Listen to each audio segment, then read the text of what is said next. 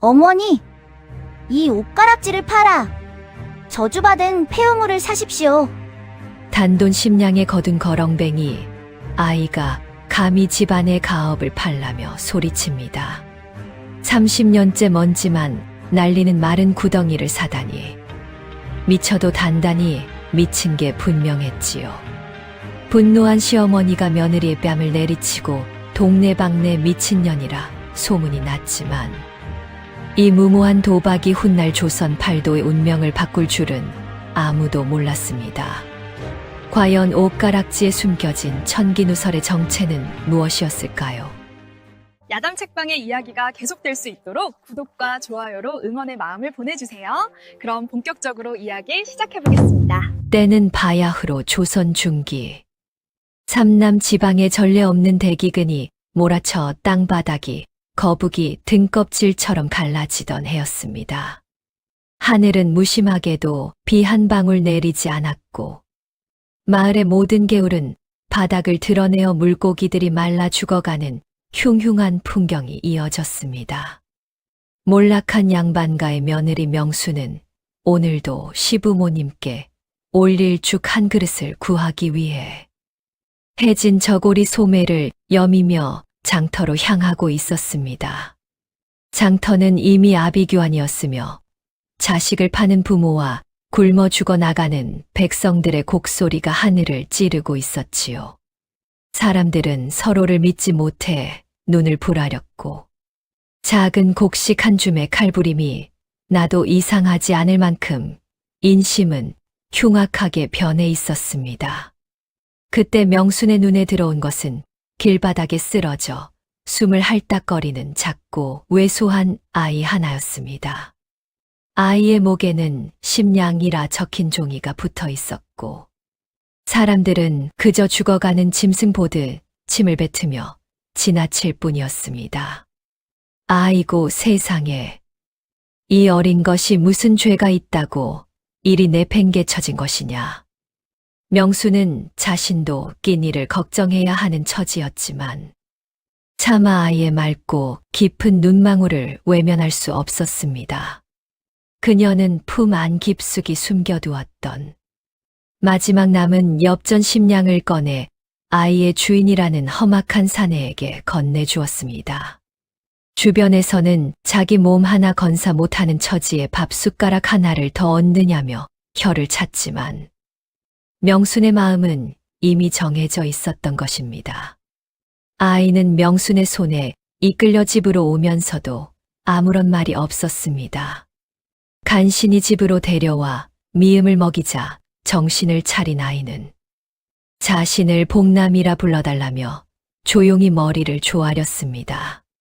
그런데 이 아이, 며칠이 지나 기력을 회복하더니 마당을 한 바퀴 돌고는 명순을 뚫어지게 쳐다보는 것이 아니겠습니까? 그 어린 소년의 눈빛은 결코 굶주린 거지 아이의 것이 아니었습니다. 어머니, 소인이 어머니의 큰 은혜를 입었으니 이제 가문을 다시 세울 비책을 말씀드리겠습니다. 아이는 7살이라고는 믿기지 않는 위험 있는 목소리로 명순의 손가락에 끼워진 낡은 옷가락지를 가리켰습니다. 그 옷가락지를 내어주십시오. 저 마을 끝에 버려진 30년 마른 우물을 사야겠습니다. 명수는 귀를 의심했습니다. 그 우물은 마을 사람들이 저주받았다고 입에 올리는 것조차 꺼리는 불길한 장소였기 때문입니다. 명수는 아이의 이마에 손을 얹으며 걱정스러운 듯 물었습니다. 복남아, 그곳은 귀신이 나온다 하여 아무도 근처에 가지 않는 곳이란다. 어찌 그런 죽은 땅을 산단 말이냐? 복남은 명순의 물음에 대답 대신 마당에 흙을 한 줌 집어 코끝에 대고 냄새를 맡더니 기묘하면서도 확신에 찬 미소를 지었습니다. 그곳은 죽은 우물이 아니라 천년의 갈증을 해갈할 천기의 용맥이 잠든 곳입니다. 소인을 믿고 결단하소서. 아이의 눈빛은 마치 모든 것을 꿰뚫어 보는 신선의 그것과 닮아 있었고 명수는 왠지 모를 전율을 느꼈습니다. 하지만 그 옷가락지는 명순이 시집올 때 친정어머니가 주신 마지막 유품이자 몰락한 집안의 자존심이었습니다. 명순이 망설이는 사이 방 안에서 이 대화를 듣고 있던 시어머니 최 씨 부인이 몽둥이를 들고 뛰쳐나왔습니다. 이런 발칙한 년을 보았나. 어디서 근본도 모르는 놈을 데려오더니 이제는 집안의 가업까지 팔아넘기려 하느냐. 최 씨 부인의 매질이 명순의 등 위로 사정없이 떨어졌고 마당은 순식간에 비명과 먼지로 가득한 아수라장이 되었습니다. 마을 사람들도 하나둘 모여들어 담벼락 너머로 명순을 비웃기 시작했습니다. 저 며느리가 굴더니 정신줄을 놓았구먼.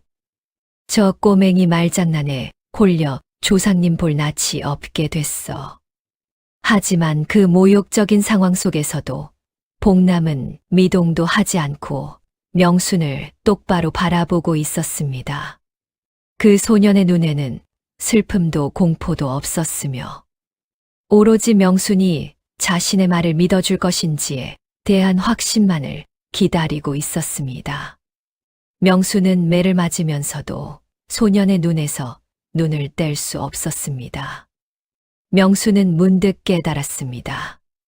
아이가 굶어 죽어가던 그 순간 자신에게 보냈던 눈빛이 단순히 살려달라는 애원이 아니라 자신을 구원할 자를 선택한 것이었음을 말입니다. 그녀는 매질을 멈추고 바닥에 엎드려 시어머니의 바짓가랑이를 붙잡고 눈물로 호소하기 시작했습니다. 어머니, 제 목숨을 걸고 이 아이를 믿어보고 싶습니다. 만약 잘못된다면 제가 평생종이 되어 죗값을 치르겠습니다.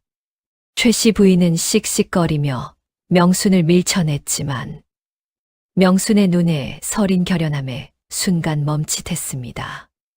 결국 명순은 시어머니의 독설과 매질 끝에 피가 맺힌 손가락에서 옷가락지를 빼내어 복남의 손에 쥐어주었습니다. 복남아, 이제 우리 가문의 명운은 내 손에 달렸구나. 아이는 가락지를 움켜쥐고 고개를 끄덕였습니다. 그날 밤, 명수는 마을 끈 폐우물로 향하는 소년의 뒷모습을 보며 심장이 터질 듯한 불안감을 느꼈습니다. 과연 이 선택이 가문을 살릴 기적일지, 아니면 비참한 최후를 재촉하는 어리. 명순의 곡괭이가 마른 우물 바닥에 암석을 내리치는 순간 지독한 가뭄으로 죽어있던 돼지가 비명을 지르듯 진동하기 시작했습니다. 처음에는 그저 돌이 부서지는 소리인 줄 알았으나 이내 지저 깊은 곳에서부터 거대한 짐승이 포효하는 듯한 울림이 발바닥을 타고 전해졌습니다. 마을 사람들은 우물가 주위에 모여들어 먼지투성이가 된 명순의 뒷모습을 보며 혀를 찼습니다. 이보게, 미쳐도 저리 미칠 수가 있나. 30년간 물 한 방울 안 나오던 저주받은 구덩이에서 금이라도 나올 줄 아는 모양이지. 하지만 복남은 조롱 섞인 시선들에도 아랑곳하지 않고 우물 난간에 서서 명순의 움직임을 예리하게 관찰하고 있었습니다. 소년의 눈에는 남들이 보지 못하는 무언가가 보이는 듯 입가에는 기묘한 확신이 서려 있었습니다. 어머니, 3번만 더 내리치십시오. 용의 목줄기가 드디어 터질 것입니다. 복남의 말이 떨어지기가 무섭게 명수는 마지막 온 힘을 다해 곡괭이를 휘둘렀습니다. 순간 콰르릉 하는 뇌성병력 같은 소리와 함께 우물 바닥에서 검푸른 물줄기가 하늘을 향해 솟구쳐 올랐습니다. 그것은 단순한 샘물이 아니었습니다. 수십 년간 억눌려 있던 짐에게 정수가 한꺼번에 터져 나온 듯 우물물을 넘어 마을 어귀까지 흘러넘칠 만큼 거대한 수량이었지요. 비 한 방울 내리지 않아 다 들어가던 마을에 그 물줄기는 마치 생명의 줄기와도 같았습니다. 비웃던 사람들의 안색이 순식간에 흙빛으로 변했습니다. 물이다. 진짜 물이 터졌어. 사람들은 미친 듯이 우물로 달려들어 손으로 물을 퍼 마시고 머리 위에 끼얹으며 환호성을 질렀습니다. -4. 그러나 복남은 기뻐하는 군중들 사이에서 차가운 눈빛으로 지주 박가를 쳐다보았습니다. 박가는 자신이 옷가락지 하나에 넘긴 땅에서 천기가 터진 것을 보고 배가 아파 사색이 된 채 뒷덜미를 잡고 쓰러질 듯 비틀거렸습니다. 저 우물은 원래 내 것이야. 사기가 분명해. 어린 놈이 나를 속인 것이야.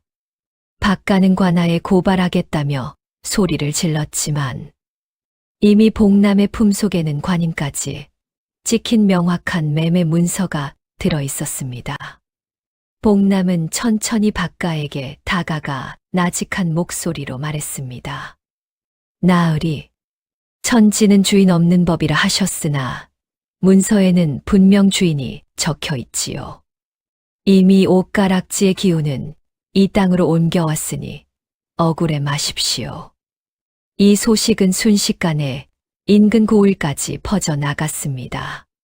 가뭄으로 농사를 망친 지주들과 목이 타 죽어가던 권력가들이 물 한 바가지를 얻기 위해 명순의 집 앞에 줄을 서기 시작했습니다. 멸시받던 며느리 명순은 이제 마을의 생사여탈권을 쥔 귀한 몸이 되었습니다.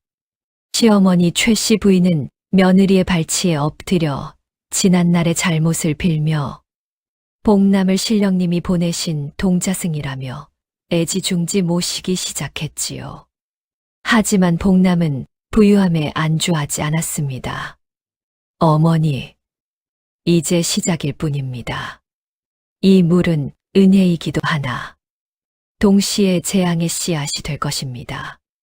소년의 경고는 현실이 되었습니다.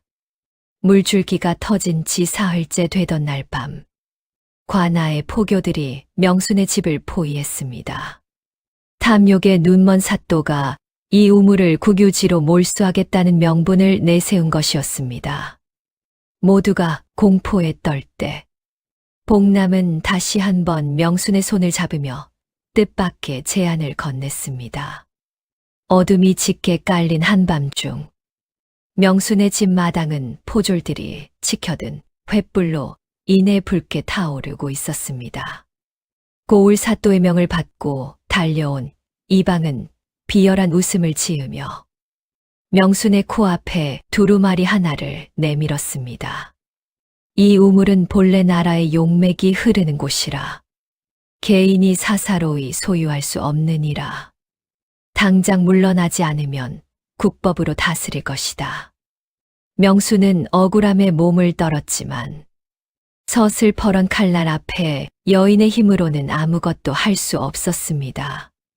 마을 사람들은 우물물이 다시 뺏길까 전전긍긍하며 멀찍이서 눈치만 살필 뿐이었지요.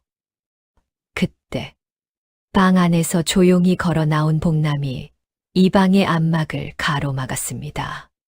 소년의 손에는 작은 호루라기처럼 생긴 나무 막대기 하나가 들려 있었습니다. 이 방 나으리, 이 우물은 단순한 물구덩이가 아니라 짐에게 화풀이를 달래는 구멍입니다. 억지로 막거나 뺏으려 들면 관아의 기운이 먼저 꺾일 터인데 감당하시겠습니까? 이 방은 콧방귀를 뀌며 소년을 밀쳐내려 했으나 복남의 눈빛이 순간적으로 번뜩이자 이상하게도 발걸음이 떼어지지 않았습니다. 소년은 우물가로 다가가 나무 막대기를 우물 안으로 툭 던져 넣었습니다. 그러자 방금까지 힘차게 솟구치던 물줄기가 순식간에 잦아들더니 검은 진흙 냄새가 진동하며 우물이 다시 말라붙기 시작했습니다. 당황한 이방이 우물 안을 들여다보며 소리쳤습니다. 이놈, 무슨 요술을 부린 것이냐? 당장 물을 다시 나오게 하지 못할까? 복남은 여유롭게 뒷짐을 지고는 명순을 바라보며 미소를 지었습니다. 물은 주인을 알아보는 법이지요. 어머니, 이제 저들이 원하는 대로 우물을 넘겨주십시오. 다만, 사흘 뒤 관아에 큰 화가 닥칠 것이니 우리는 짐을 싸야겠습니다. 이방은 소년의 말을 허풍이라 치부하며 억지로 우물을 봉인하고 명순의 가족을 쫓아냈습니다. 명순은 정든 집을 떠나며 눈물을 흘렸지만 복남은 오히려 걸음걸이가 가벼웠습니다. 사실 이것은 복남이 설계한 커다란 함정의 서막이었습니다. 사흘 뒤 고을 사또가 우물물을 마시고 갑자기 목소리를 잃게 되었으며 관아 마당에서는 원인 모를 불길이 치솟는 괴사가 발생했습니다. 욕심에 눈먼 자들이 천기를 건드린 대가를 치르기 시작한 것이지요. 명순과 복남은 어느덧 이웃 고을 경계에 다다랐고 그곳에는 옷가락지를 넘겨받았던 지주 박가가 누군가에게 쫓기듯 허겁지겁 달려오고 있었습니다.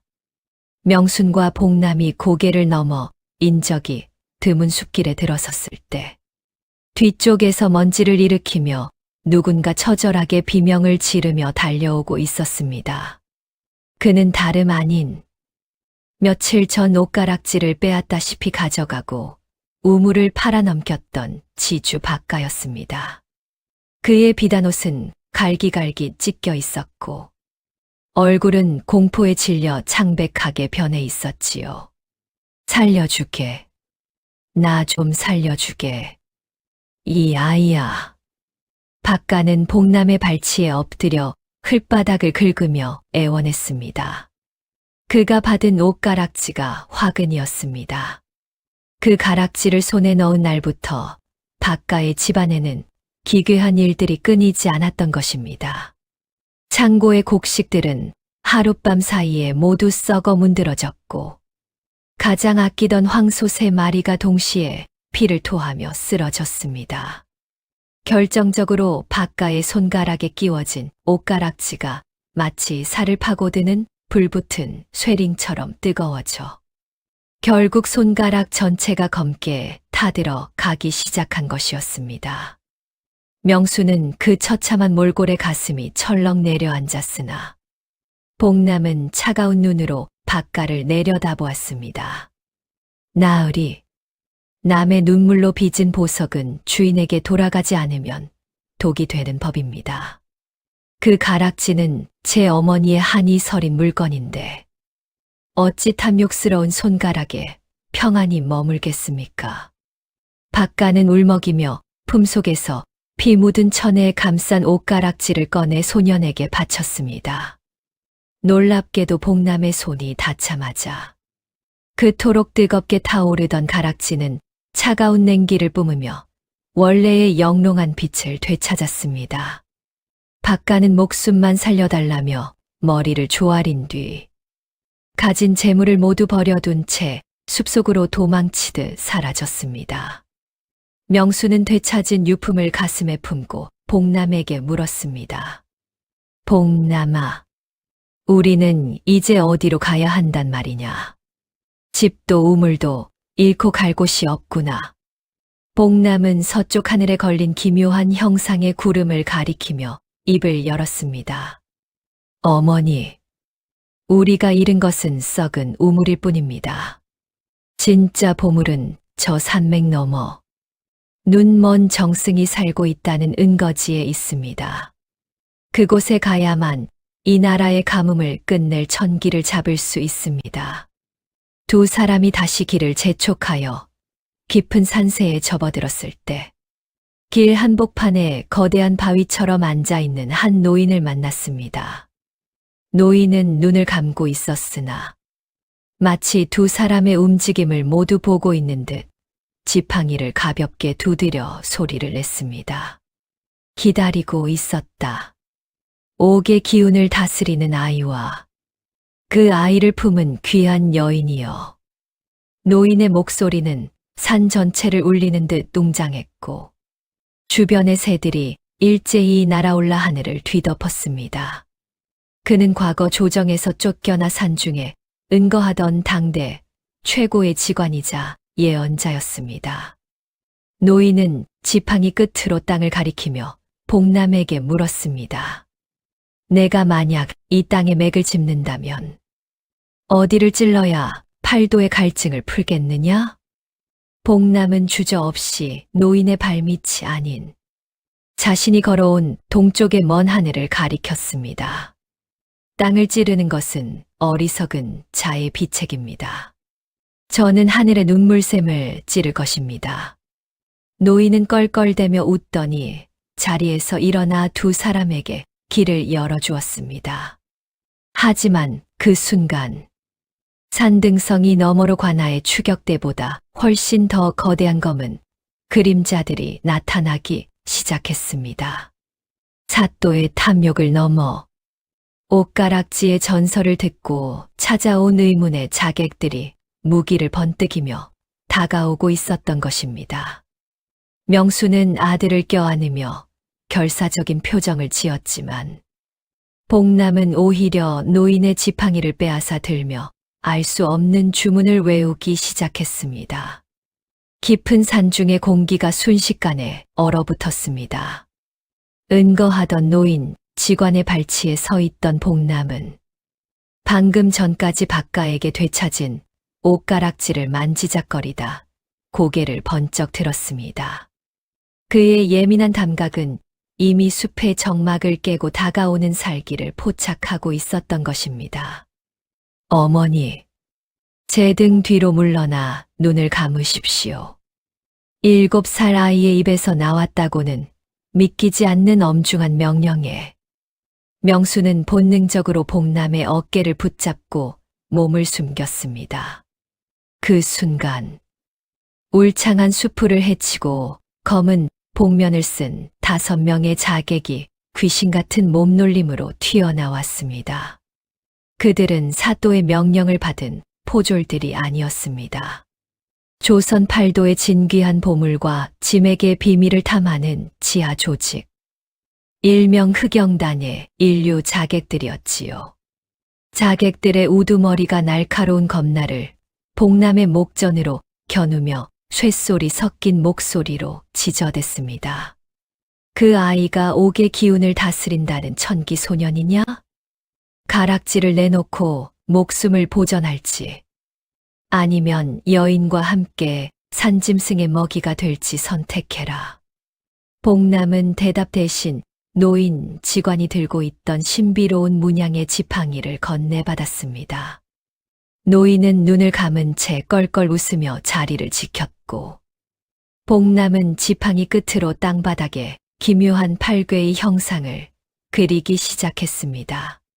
사람의 욕심이 하늘을 찌르면 땅이 먼저 그 발을 묶는 법입니다. 소년의 말이 끝나기가 무섭게 복남이 지팡이로 땅을 강하게 내리치자 숲 전체가 거대한 파도처럼 요동쳤습니다. 자객들이 서 있던 지면이 갑자기 늪처럼 흐물거리며 그들의 발목을 집어삼켰고, 울창하던 나무들이 마치 살아있는 덩굴처럼 자객들의 몸을 휘감기 시작했습니다. 명수는 눈앞에서 벌어지는 이 믿기지 않는 광경에 숨을 죽였습니다. 7살 아들이 부리는 것은 단순한 도술이 아니라 대지의 흐름을 조절하는 진정한 짐에게 힘이었습니다. 우두머리 자객이 당황하여 검을 휘둘렀으나 공중에서 떨어진 거대한 낙엽들이 칼날처럼 자객의 옷을 찢어발기며 그들을 밀어냈습니다. 자객들은 자신들이 상대하는 것이 평범한 어린아이가 아님을 깨닫고 비명조차 지르지 못한 채 숲의 어둠 속으로 튕겨나갔습니다. 폭풍 같은 소동이 가라앉자 노인 직관은 천천히 눈을 뜨며 복남을 향해 깊은 감탄의 눈빛을 보냈습니다. 과연 옥의 주인이로구나. 하지만 보아라. 내가 땅을 흔드는 동안 서쪽 고을의 하늘은 더욱 붉게 타오르고 있다. 노인의 손가락이 가리킨 곳에는 명순과 복남이 떠나온 고을의 방향이 보였습니다. 그곳의 하늘은 비 한 방울 내리지 않는 가뭄에 산불까지 겹쳐 마치 지옥의 불길이 타오르는 듯 흉흉한 핏빛을 띠고 있었습니다. 복남은 되찾은 옷가락지를 손바닥 위에 올렸습니다. 놀랍게도 가락지 내부에서 푸른 눈물이 흐르듯 액체가 고이기 시작했습니다. 어머니, 이제 우리가 돌아가야 할 시간입니다. 저들을 용서해서가 아니라 메마른 이 땅의 눈물을 닦아주기 위해서입니다. 명수는 아들의 손을 꼭 잡았습니다. 비록 관아에 쫓기고 자객에게 위협받는 처지였으나 소년의 눈에는 조선 전체를 살릴 원대한 계획이 서려 있었습니다. 노인 지관은 자신의 지팡이를 복남에게 영구히 내어주며 그들이 가야 할 마지막 성지인 용의 눈물 계곡의 위치를 알려주었습니다. 하지만 산을 내려가는 길목에는 방금 전의 자객들보다 훨씬 더 무시무시한 존재가 그들을 기다리고 있었습니다. 그것은 다름 아닌 사또의 배후에서 나라의 국운을 쥐락펴락하던 권력가와 그의 사악한 술사들이었습니다. 산등성이를 내려오는 명순과 복남의 앞길에는 매캐한 연기가 안개처럼 자욱하게 깔려 있었습니다.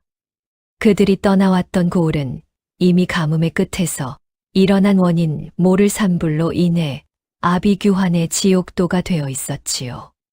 마을 입구에 들어서자마자 보이는 것은 타 들어가는 논밭을 허망하게 바라보며 통곡하는 백성들과 연기에 질식해 쓰러진 가축들의 처참한 모습이었습니다. 그때 길목을 지키고 있던 관아의 포졸들이 무리를 지어 나타나 그들의 앞을 막아섰습니다. 하지만 이번에는 단순한 이방의 무리가 아니었습니다. 화려한 비단 도포를 입고 차가운 미소를 짓는 중년의 사내, 조정의 비선 실세이자 흑마술에 능통하다는 술사 무령이 그들 앞에 서 있었습니다. 과연 지맥을 흔들어 흑영단을 물리쳤다는 그 아이로구나. 내 놈이 품은 옷가락지는 원래 이 나라 왕실의 정기를 다스리던 물건. 천한 계집과 거지, 아이가 가질 물건이 아니다.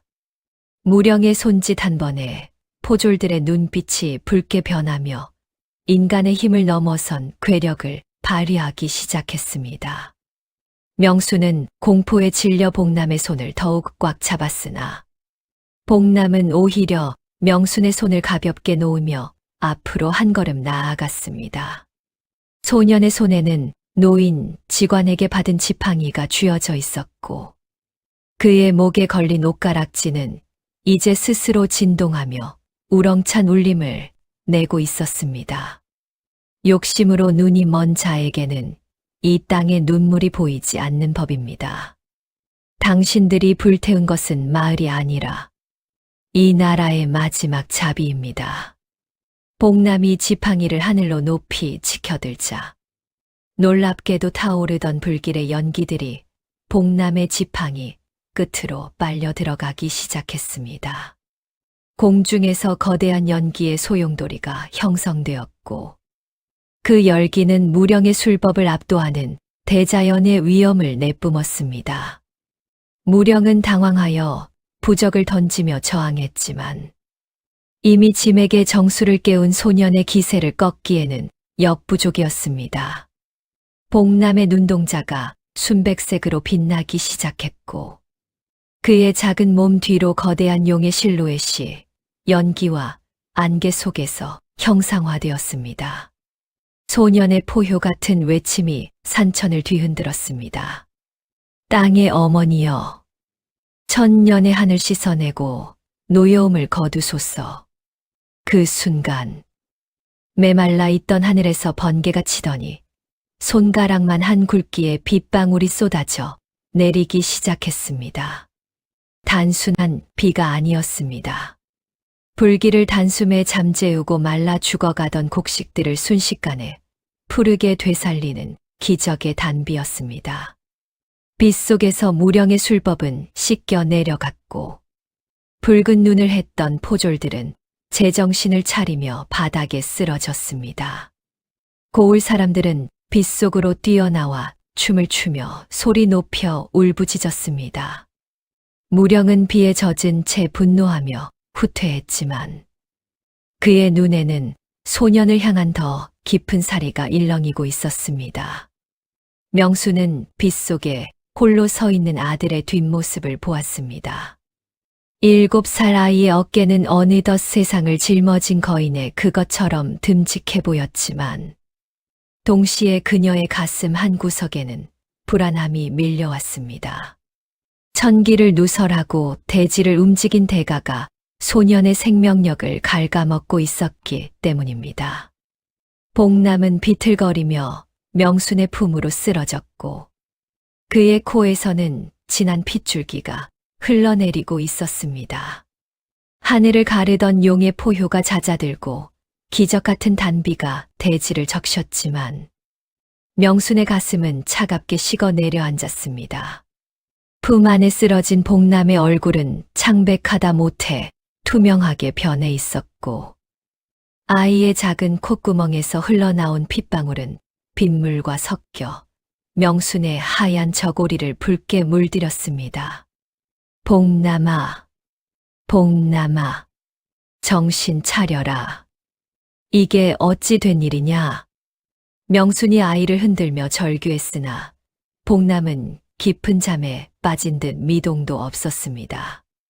마을 사람들은 비를 맞으며 환호하다가 하나둘씩 모여들어 이 광경을 지켜보았지요. 그들 중 누구도 선뜻 다가오지 못했습니다. 아이의 뒤로 보였던 거대한 용의 실루엣과 천지를 뒤흔든 위험에 압도당했기 때문입니다. 그때 비를 뚫고 뚜벅뚜벅 다가온 것은 술사 무령이었습니다. 그는 비에 젖어 엉망이 된 관복을 추스르며 비릿한 웃음을 지었습니다. 어리석은 계집이로구나. 천기텐지란 인간의 몸으로 담을 수 있는 것이 아니다.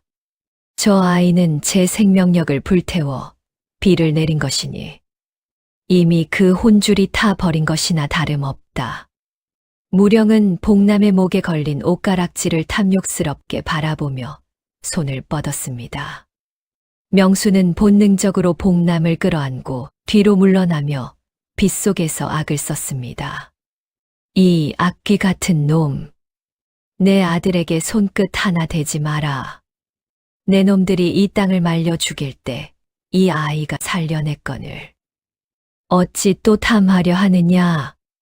명순의 눈에는 이전의 유약함은 사라지고 자식을 지키려는 어미의 서슬퍼런 살기가 서려 있었습니다. 무령이 코웃음을 치며 주술을 외우려던 찰나 마을 끝자락에서 거대한 고목 하나가 벼락을 맞은 듯 콰르릉 소리를 내며 무너졌습니다. 그것은 마을의 안녕을 지켜주던 수백 년 된 당산나무였습니다. 비가 내리며 대지는 살아났으나 복남이 부린 거대한 힘의 반작용으로 마을의 정기가 서린 신목샘 무이 대신 죽음을 맞이한 것입니다. 무너진 나무 사이에서 기묘한 푸른 안개가 피어오르더니 마을 전체를 감싸 안으며 무령의 접근을 막아섰습니다. 복남은 그 안개 속에서 간신히 눈을 떴습니다. 하지만 아이의 눈동자는 예전의 맑은 빛을 잃고 희뿌연 안개가 낀 것처럼 변해 있었습니다. 어머니, 울지 마십시오. 저는 잠시 눈이 멀어지겠지만 대신 이 땅의 숨구멍을 보게 되었습니다. 복남은 가늘게 떨리는 손을 뻗어 명순의 뺨을 만졌습니다. 소년의 몸에서 흘러나오는 기운은 이전보다 훨씬 무거워져 있었습니다. 복남은 명순의 귀에 대고 오직 그녀만이 들을 수 있는 낮은 목소리로 속삭였습니다. 사흘 뒤 한양에서 임금의 밀사가 내려올 것입니다. 그때까지 저를 저 무너진 당산나무 뿌리 아래 숨겨 주십시오. 무령이 절대로 저를 찾지 못하게 해야 합니다. 명수는 복남을 등에 업고 무너진 고목의 잔해 속으로 몸을 숨겼습니다. 무령과 포졸들이 마을을 이 잡듯 뒤졌으나 죽은 당산나무가 내뿜는 신비로운 기운은 모자의 흔적을 완벽히 지워버렸습니다. 빗줄기는 점차 가늘어지며 대지의 생명을 불어넣었지만 어둠 속에서 복남의 숨소리는 점점 더 가빠졌습니다. 명수는 좁고 축축한 나무 구멍 안에서 복남의 손을 꼭 쥐었습니다. 그녀는 깨달았습니다. 옷가락지를 팔아 우물을 샀던 그 순간부터 자신들의 운명은 평범한 삶으로 돌아갈 수 없는 거대한 소용돌이에 휘말렸음을 말입니다. 이제 남은 것은 임금의 밀사가 오기까지의 사흘. 그 시간은 명순에게 있어 1년보다 더 길고 잔혹한 시간이 될 것이었습니다. 나무 밖에서는 무령의 주술로 인해 만들어진 기괴한 짐승들의 울음소리가 들려오기 시작했습니다. 무너진 당산나무 뿌리 틈새는 좁고 습했습니다. 명수는 자신의 치마를 찢어 복남의 창백한 얼굴을 닦아주며 아이의 미미한 숨소리에 온 신경을 집중했습니다. 나무 밖에서는 무령의 사악한 주술로 소환된 기괴한 그림자들이 짐승의 울음소리를 내며 주변을 맴돌고 있었지요. 그것들은 인간의 눈에는 보이지 않는 원귀들의 형상이었으나 짐에게 전기를 머금은 복남과 그를 품은 명순의 기운을 집요하게 찾아내려 했습니다. 명순은 입술을 깨물며 신령님께 빌고 또 빌었습니다. 제발 이 어린 것을 살려만 주십시오. 제 수명을 다 가져가셔도 좋으니 이 아이가 짊어진 짐을 제가 나누게 하소서. 그때였습니다. 멀리서 말발굽 소리가 지면을 울리며 다가왔습니다. 포졸들의 산만한 발소리와는 격이 다른 절도 있고 묵직한 울림이었습니다. 어둠을 가르고 나타난 한 무리의 기사들이 마을 어귀에 멈춰 섰습니다. 그들의 중심에는 검은 도포를 걸치고 얼굴을 반쯤 가린 사내가 서 있었는데 그의 가슴팍에는 임금의 전령임을 상징하는 은빛 마패가 달빛에 번뜩였습니다. 그가 바로 조선 제1의 검객이자 임금의 밀사인 서윤이었습니다. 술사 무령이 오만한 자태로 서윤을 가로막았습니다. 나으리, 이곳은 관하에서 다스리는 죄인을 추격 중인 현장입니다. 어찌하여 임금의 밀사가 이 비천한 시골 고을까지 발걸음을 하셨습니까? 서윤은 말에서 내리지도 않은 채 차가운 눈빛으로 무령을 내려다보았습니다. 사또 배후에서 요술을 부려 국군을 어지럽히는 자가 있다더니 내 놈이 바로 그 무령이구나. 주상 전하께서는 지맥을 살린 아이를 보호하라 명하셨다.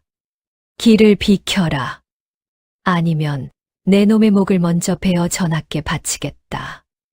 무령의 안색이 흙빛으로 변하며 뒤로 물러섰습니다. 서윤은 곧장 당산나무 쪽으로 다가와 지팡이로 지면을 가볍게 두드렸습니다. 명수는 숨을 죽인 채 나무 틈새 사이로 밖을 내다보았습니다. 서윤은 나무 앞에 무릎을 꿇고 정중하게 허리를 숙였습니다. 천기 소년의 어머니 되시는 분입니까? 저는 전하의 명을 받들어 귀댁에 아드님을 모시러 온 밀사입니다. 이제 안심하고 나오셔도 됩니다. 명수는 망설였으나 품 안의 복남이 미세하게 손가락을 움직이며 신호를 보냈습니다. 그녀가 복남을 업고 나무 틈새에서 기어 나오자 서윤은 직접 자신의 겉옷을 벗어 아이의 몸을 감싸 안았습니다. 하지만 그 순간 후퇴하는 척하던 무령이 품속에서 검은 부적을 꺼내 공중으로 던졌습니다. 부적은 거대한 연기로 변해 서윤의 시야를 가렸고 그 틈을 타 무령의 사주를 받은 자객들이 다시금 명순의 등 뒤로 소리 없이 접근했습니다. 서윤의 검이 번개처럼 칼집을 빠져나와 어둠을 갈랐으나 적들의 수는 예상보다 많았습니다.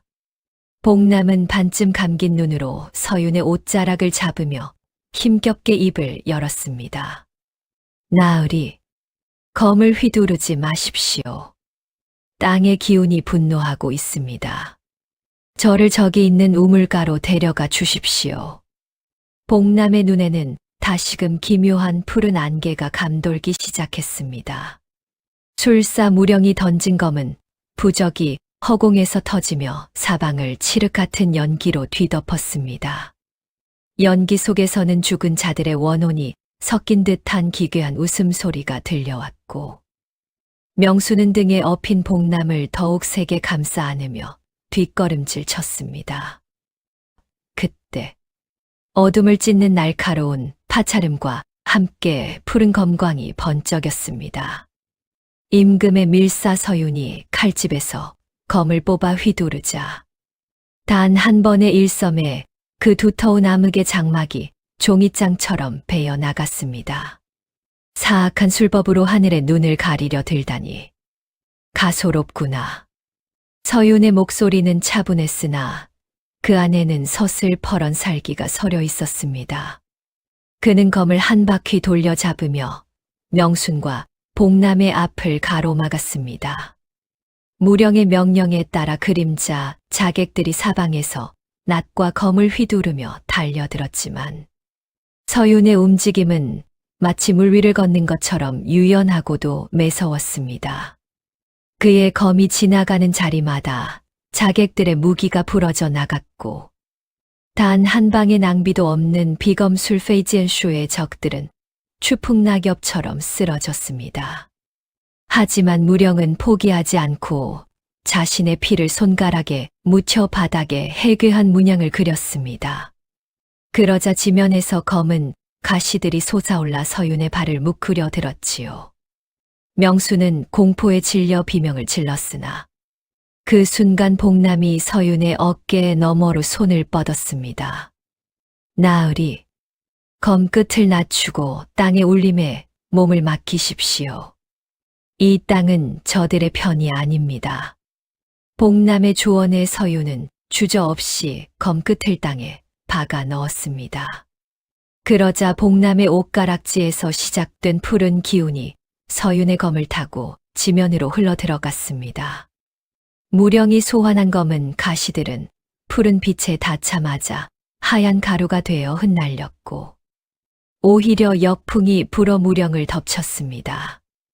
무령은 가슴을 부여잡고 뒤로 고꾸라지며 피를 토했습니다.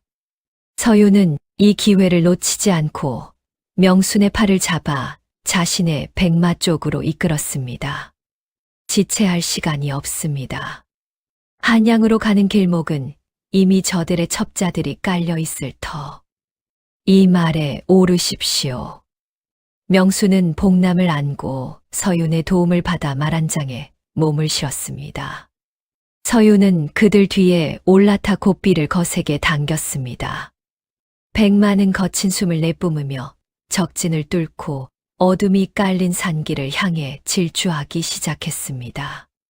뒤쪽에서는 무령의 표호와 포졸들의 고함 소리가 들려왔지만 서윤의 비검이 만들어낸 기운이 길 위에 장벽을 쳐 그들의 추격을 늦추었습니다. 말의 갈기에 얼굴을 묻은 명수는 세차게 불어오는 밤바람 속에서 복남의 심장 소리를 들었습니다. 비록 작고 약한 울림이었으나 그 안에는 세상을 바꾸려는 거대한 의지가 요동치고 있었습니다. 서윤은 앞을 주시하며 나직하게 읊조렸습니다. 걱정 마십시오. 내 목숨이 붙어 있는 한 전하께서 기다리시는 궁궐문 앞까지 두 분을 무사히 모실 것입니다. 그러나 그들의 여정은 이제 겨우 시작이었을 뿐입니다. 한양으로 향하는 길목에는 무령의 배후이자 옷가락지의 천기를 노리는 더 거대한 어둠의 세력이 덫을 놓고 기다리고 있었기 때문입니다. 서윤이 모는 백마는 바람을 가르며 어둠 속을 달렸으나 한양으로 향하는 길목인 달령제 고개에 들어서자 기이할 정도로 짙은 안개가 앞길을 가로막았습니다. 말이 앞발을 들며 불안하게 히잉거렸고 서윤은 고삐를 단단히 죄며 검 손잡이에 손을 올렸습니다. 그의 뒤에 탄 30살 명수는 7살 복남을 품에 꼭 안은 채 주위를 살폈으나 안개는 마치 살아있는 생물처럼 말의 다리를 휘감으며 시야를 완전히 차단해 버렸지요. 나으리, 무언가 이상합니다. 안개 속에서 수백 개의 눈동자가 우리를 지켜보는 것만 같아요. 명순의 떨리는 목소리에 서윤이 나직하게 답했습니다. 두려워 마십시오. 무령의 잔당들이 부리는 환술일 뿐입니다. 제 검기가 닿는 한 그 어떤 허상도 당신들을 해치지 못할 것입니다. 그때 짙은 안개 너머에서 푸르스름한 도깨비불들이 하나둘씩 피어오르기 시작했습니다. 불꽃들은 기괴한 소리를 내며 공중을 부양하더니 이내 죽은 병사들의 형상을 한 안개 괴물들로 변해 일행을 애워쌌습니다. 복남은 여전히 눈을 감고 있었으나 아이의 이마에는 땀방울이 송골송골 맺혀 있었습니다. 아이는 명순의 옷자락을 만지작거리며 힘겹게 입을 열었습니다. 서윤 나으리, 검을 휘두르지 마십시오. 저것들은 베어도 베어지지 않는 망령의 원한입니다. 제 옷가락지를 나으리의 검집 끝에 대주십시오. 남성 검객 서윤은 소년의 말을 신뢰하며 허리춤에 검집을 뒤로 돌려 복남에게 건넸습니다.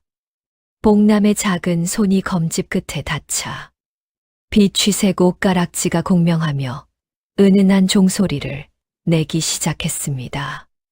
안개 괴물들이 비명을 지르며 뒤로 물러났고 도깨비불들은 복남의 기운에 정화되어 하얀 나비처럼 흩어져 사라졌습니다.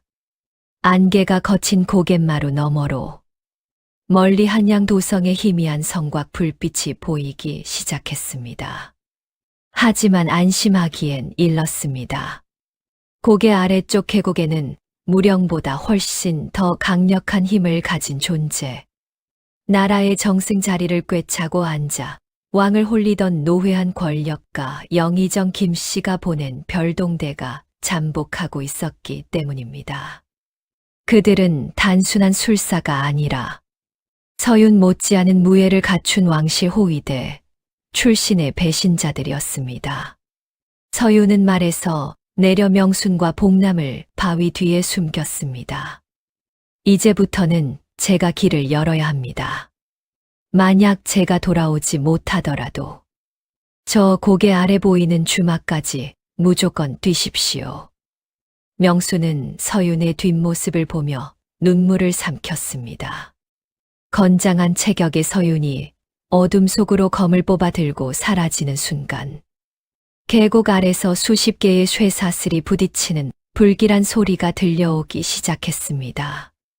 계곡 아래에서 울려 퍼지는 쇠사슬 소리는 마치 지옥의 망자가 긁어대는 비명처럼 날카로웠습니다. 바위 뒤에 몸을 숨긴 30살 명수는 심장이 터질 듯한 공포 속에서도 7살 복남의 귀를 두 손으로 꼭 막아주었지요. 어둠 속에서 나타난 자들은 평범한 군사가 아니었습니다.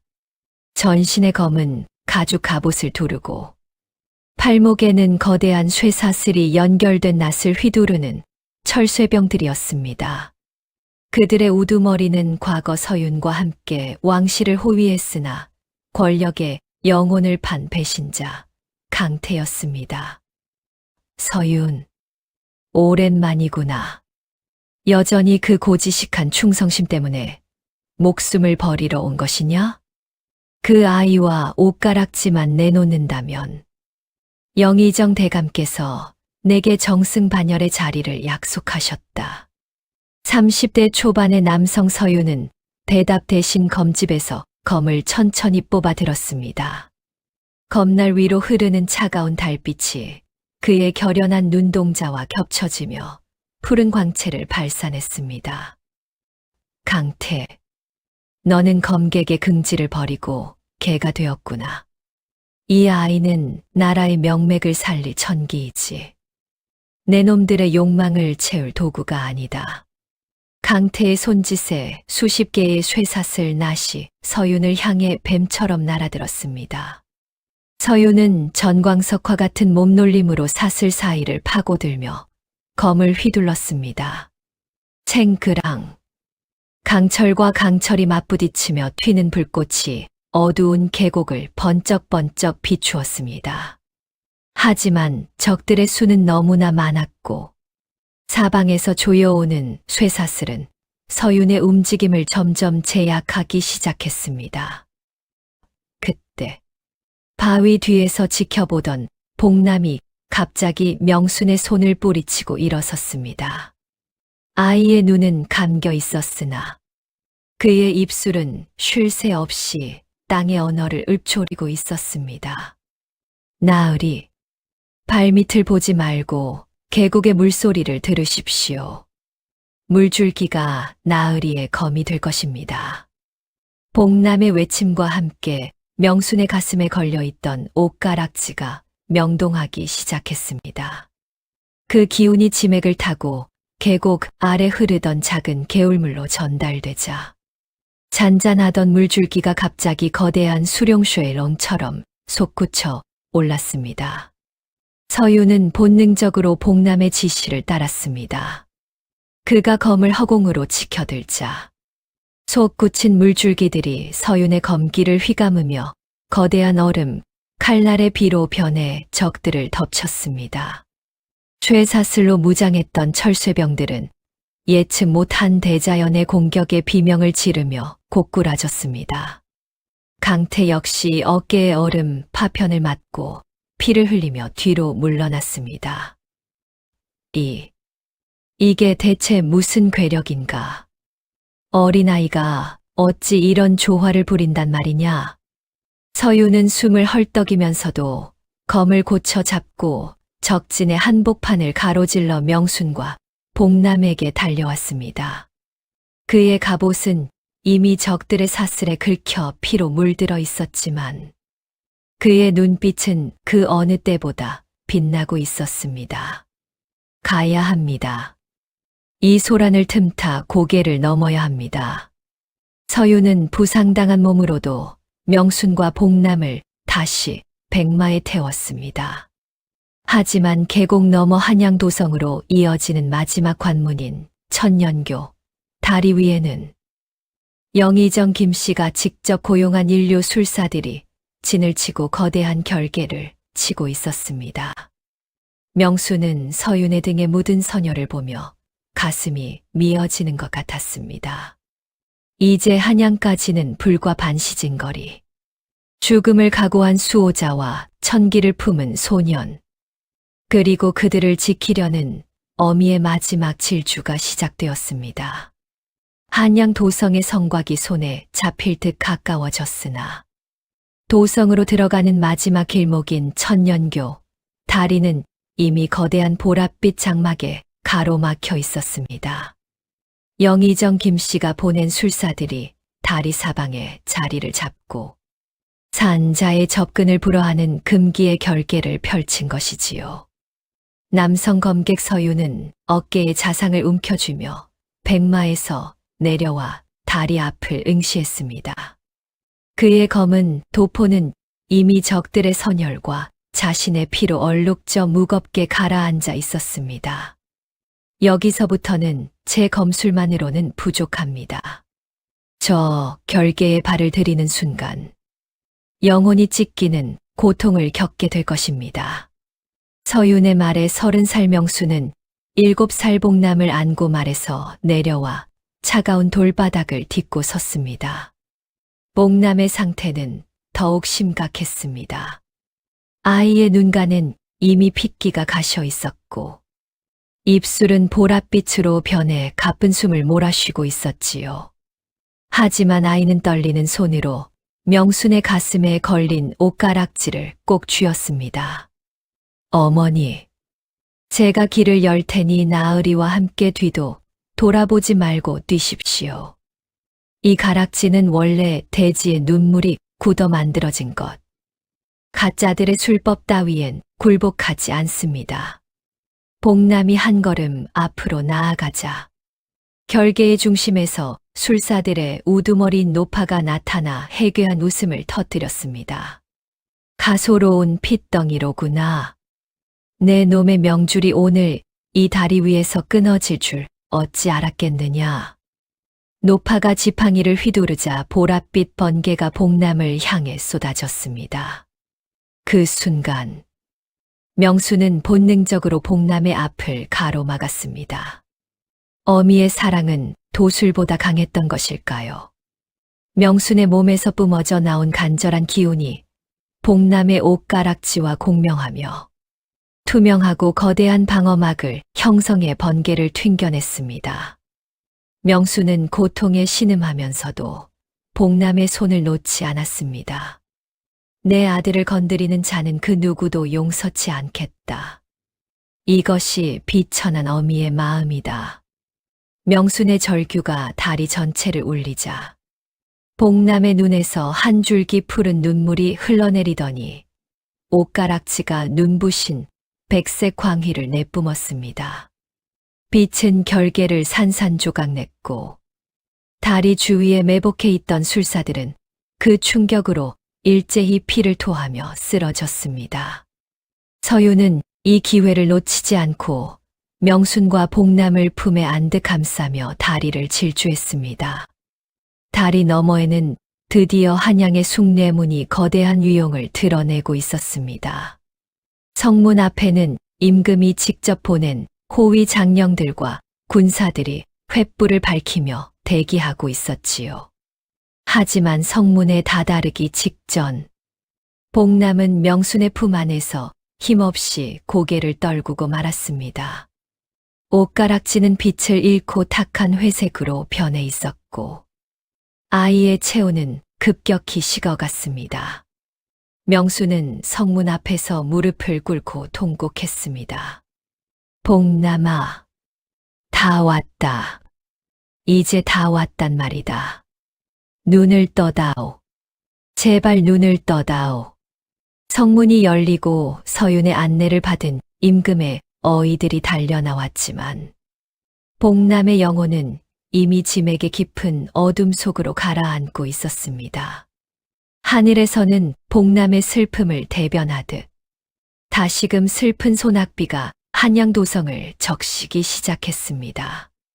차가운 빗줄기가 숭례문의 기와지붕을 때리며 슬픈 곡소리를 내던 그 밤 30살 명수는 정신을 잃은 7살 복남을 품에 안고 대궐 깊숙한 곳 침전의 화려한 보료 위에 뉘었습니다.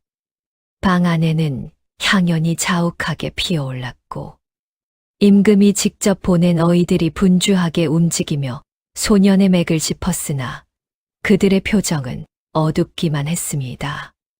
복남의 가슴 위에 놓인 옷가락지는 여전히 광채를 잃은 채 마치 생명이 다한 돌덩이처럼 차갑게 식어 있었습니다. 명수는 아이의 차가운 손을 잡고 밤새도록 눈물을 흘리며 신령님께 빌었습니다. 이 아이가 무슨 죄가 있습니까? 그저 메마른 땅에 물 한 바가지를 주려 했던 것뿐인데 어찌하여 이토록 가혹한 짐을 지우시나이까? 차라리 제 목숨을 거두시고 이 아이를 살려주소서.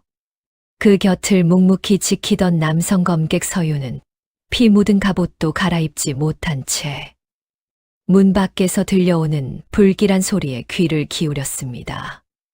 복남이 대궐에 입성했다는 소식이 전해지자마자 조정은 소년을 구해야 한다는 파와 천기를 누설한 요물이라며 처단해야 한다는 파로 나뉘어 격렬하게 대립하고 있었기 때문입니다. 다음 날 새벽, 침전의 문이 거칠게 열리며 영의정 김씨와 그의 추종자들이 들이닥쳤습니다. 그들은 흰 수염을 휘날리며 위험을 가장했으나 그 눈빛 속에는 옷가락질을 향한 추악한 탐욕이 이글거리고 있었지요. 주상 전하, 이 아이는 나라의 기운을 어지럽히는 요사스러운 술법을 부리는 자입니다. 지금 당장 저 요물을 궁 밖으로 내치고 그가 지닌 옷가락질을 국고에 귀속시켜 정화해야 하옵니다. 영의정의 외침에 명수는 복남의 몸을 가로막으며 날카롭게 소리쳤습니다. 내 자식은 요물이 아닙니다. 당신들이 백성들의 고혈을 짜낼 때 이 아이는 제 목숨을 깎아 비를 내렸습니다. 누가 진정한 괴물인지 하늘은 알고 계실 것입니다. 서윤 역시 칼자루를 꽉 쥐며 영의정의 앞을 가로막았습니다. 대감, 전하의 밀명을 수행 중인 저를 밀치고 들어오시는 것은 명백한 반역입니다. 한 발자국만 더 다가오신다면 전하의 검이 대감의 목을 칠 것입니다. 일촉즉발의 위기 속에서 병풍 뒤에 숨어 상황을 지켜보던 임금이 천천히 모습을 드러냈습니다. 임금은 복남의 창백한 얼굴을 한참 동안 내려다보다가 명순의 손에 쥐어진 탁해진 옷가락질을 가리켰습니다. 이 아이는 짐의 나라를 살린 은인이다. 또한 이 가락지는 왕실의 비기미치였으나 주인을 몰라보고 떠돌던 보물이다. 이제 주인을 찾았으니 짐은 이 아이를 국사고어씨의 예우로 대접할 것이다. 임금의 단호한 선포에 영의정은 이를 갈며 물러날 수밖에 없었습니다. 하지만 권력가들의 탐욕은 여기서 멈추지 않았습니다. 그들은 복남이 깨어나지 못하도록 어이들 사이에 첩자를 심어 약탕에 독을 타려는 무서운 음모를 꾸미기 시작했지요. 명수는 잠결에도 복남의 이름을 부르며 괴로워하는 아이의 이마를 닦아주었습니다. 복남의 꿈속에서는 여전히 거대한 흑룡이 대지를 불태우고 있었고 소녀는 그 불길을 막기 위해 자신의 영혼을 조금씩 소모하고 있었습니다. 복남은 꿈속에서 명순의 목소리를 들었습니다. 복남아, 무서워 말거라. 어미가 여기 있다. 내가 뜬 눈으로 세상의 빛을 볼 때까지 이 어미는 절대 내 손을 놓지 않을 것이다. 그 간절한 외침에 반응하듯 회색빛으로 죽어있던 옷가락지의 심장부에서 아주 미세하고 푸른 맥박이 다시 뛰기 시작했습니다. 그것은 가뭄을 끝낼 마지막 한 방울의 눈물이자 새로운 기적의 서막이었습니다. 어둠이 가장 깊은 시간, 궁궐 담장 너머로 복남을 노리는 암살자들의 그림자가 소리 없이 지붕을 타고 내려오고 있었습니다. 어둠이 가장 짙게 깔린 삼경산경. 침전의 지붕 위로 소리 없는 그림자들이 내려앉았습니다. 그들은 영의정 김씨가 비밀리에 키워온 사설 암살단으로 복남을 제거하고 옷가락지를 탈취하기 위해 죽음을 각오하고 대궐의 금기를 넘은 자들이었지요. 창호지 너머로 칼날의 차가운 그림자가 비치자 문 밖을 지키던 30살 초반의 남성 검객 서유는 이미 검을 뽑아든 채 숨을 죽였습니다. 어둠 속에 숨어 쥐새끼처럼 굴지 말고 당당히 나와라. 서윤의 나직한 일갈과 함께 사방의 문이 동시에 부서지며 검은 복면을 쓴 자객들이 들이닥쳤습니다. 서윤은 번개 같은 몸놀림으로 자객들의 검을 막아내며 침전의 중앙을 사수했습니다. 그의 검이 허공을 가를 때마다 푸른 궤적이 남았고 자객들의 비명이 정적을 깨뜨리며 대궐 전체에 울려 퍼졌습니다. 30살 명수는 7살 복남의 몸을 자신의 체중을 실어 덮어 누르며 자객들의 칼날이 아들에게 닿지 않게 하기 위해 온몸으로 방패가 되었습니다. 전투가 치열해지던 그 순간 자객들의 우두머리가 품속에서 도간개가 담긴 병을 바닥에 던졌습니다. 치명적인 도끼가 방 안을 가득 채우자 서유는 기침을 하며 무릎을 꿇었고 명순 역시 가슴을 부여잡으며 의식을 잃어갔습니다. 절체절명의 위기 속에 자객의 우두머리가 복남의 가슴 위 옷가락지로 손을 뻗는 찰나 죽은 듯 누워있던 복남의 눈이 번쩍 뜨였습니다. 그의 눈동자는 더 이상 희뿌연 안개가 낀 상태가 아니었습니다. 그것은 마치 깊은 바다의 정수를 담은 듯 시리도록 푸른 빛을 내뿜고 있었지요. 감히 누가 대지의 눈물을 탐하려 하는가. 7살 아이의 목소리라고는 믿기지 않는 장엄한 호통이 침전을 뒤흔들었습니다. 복남의 손가락에 끼워진 옷가락지가 스스로 회전하며 눈부신 백색 광희를 내뿜자 방 안을 가득 채웠던 도간개는 순식간에 정화되어 사라졌습니다. 오히려 그 빛에 닿은 자객들은 눈이 멀어버린 듯 비명을 지르며 바닥을 굴렀습니다. 복남은 천천히 몸을 일으켜 세워 쓰러져 있는 명순의 이마에 손을 얹었습니다. 그러자 옷가락지에서 흘러나온 따스한 생명력이 명순의 전신을 감싸며 그녀를 깨웠습니다. 명순은 눈을 뜨자마자 아들을 껴안으며 오열했습니다. 복남아, 내가 살아났구나. 이 어미의 목소리를 듣고 돌아왔구나. 하지만 복남의 표정은 결연했습니다. 아이는 서윤의 검을 가리키며 말했습니다. 나으리, 이제 마지막 한 발이 남았습니다. 이 나라의 근간을 썩게 만드는 거대한 뿌리를 뽑아야 합니다. 복남의 말이 끝나기가 무섭게 대궐 밖에서는 영의정 김씨가 선동한 군사들이 반란을 일으켜 궁궐 문을 부수기 시작했습니다. 가뭄은 끝났으나 인간의 탐욕이 만들어낸 또 다른 재앙이 도성을 피로 물들이려 하고 있었지요. 복남은 이제 스스로의 힘으로 땅의 기운을 조절하며 궁궐 지하에 흐르는 거대한 수맥을 깨우기 시작했습니다. 그것은 가뭄을 해결하는 단비가 아니라 부패한 권력을 씻어내릴 거대한 심판의 파도였습니다. 서유는 복남의 기운에 힘입어 상처 입은 몸을 일으켰고 세 사람은 임금이 기다리는 정전전대를 향해 마지막 걸음을 옮겼습니다. 궁궐의 정전인 근정전 앞마당은 이미 반란군과 관군이 비엉킨 거대한 아수라장으로 변해 있었습니다. 영의정 김씨는 화려한 가마 위에 앉아 탐욕으로 번들거리는 눈을 치켜뜨며 왕의 폐위를 외치고 있었지요.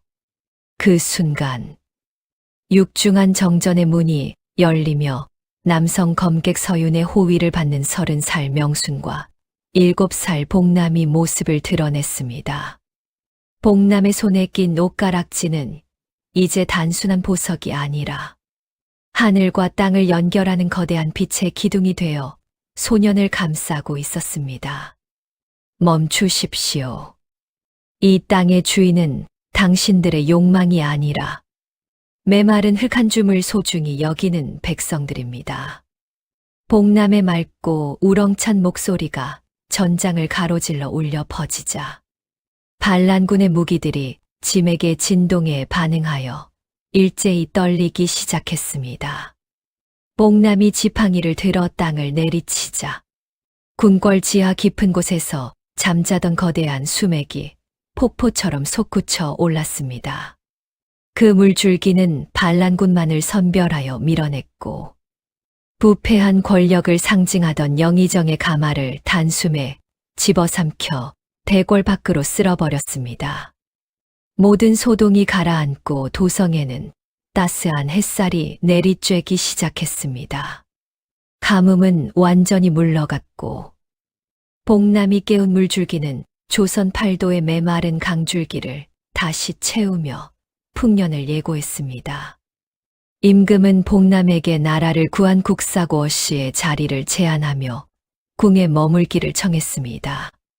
하지만 복남은 명순의 손을 꼭 잡으며 정중히 고개를 저었습니다. 전하, 이 아이는 대지의 아들입니다. 옷가락지의 기운은 화려한 궁궐이 아니라 물이 필요한 메마른 고을과 백성들의 땀방울 곁에 머물러야 합니다. 명순의 단호하면서도 겸손한 대답에 임금은 깊은 감명을 받았고 서윤에게 명하여 그들이 고향으로 돌아가는 길을 끝까지 수호하게 했습니다.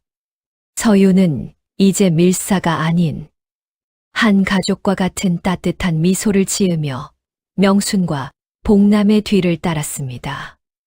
그들이 고향 마을에 도착했을 때 이미 그곳은 복남이 내린 단비로 인해 푸른 싹들이 돋아나 평화로운 옛 모습을 되찾아 있었습니다.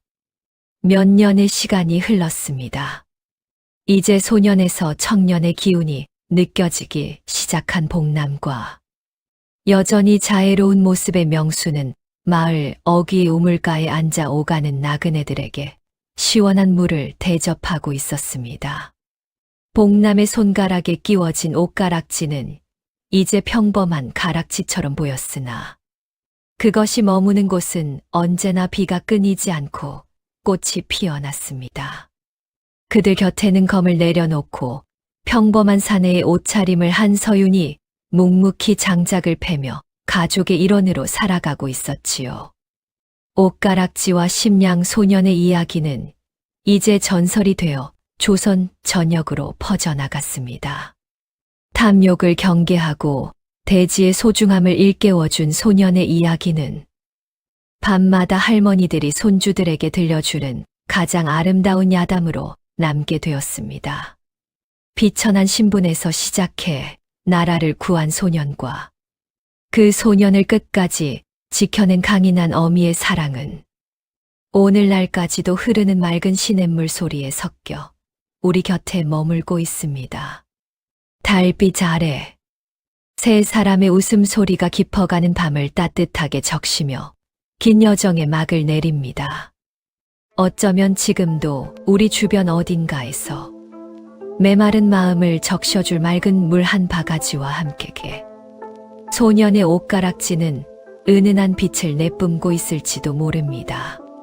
탐욕보다는 나눔을, 공포보다는 사랑을 선택했던 이들의 이야기가 오늘 밤 여러분의 마음속에 작은 단비가 되었기를 바랍니다. 지금까지 야담 책방의 주옥 같은 사연이었습니다. 편안한 밤 되십시오.